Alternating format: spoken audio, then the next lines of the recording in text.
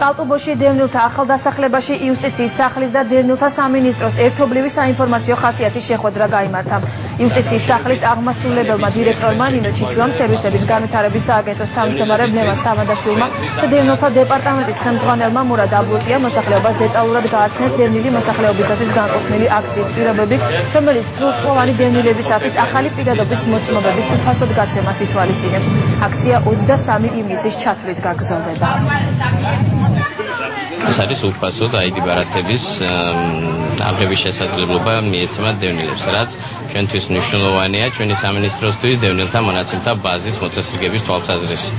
იმისთვის რომ საარჩევნო სია იყოს წესგაცილებით უფრო ზუსტი, სერვისების განვითარების სააგენტომ დაიწყო აქცია დევნილი მოსახლეობისთვის უფასოდ პირადობის ახალი მოწმობის აღებასთან დაკავშირებით. არის შეღავათი, რა თქმა უნდა, რომ მოსახლეობას დევნილებს არ ახლებიებენ ფულს, არც სურათის ფულს და არც მომსახურების ალბათ კიდევ რაც არის იქ ამაში რაც საჭიროა, ესე იგი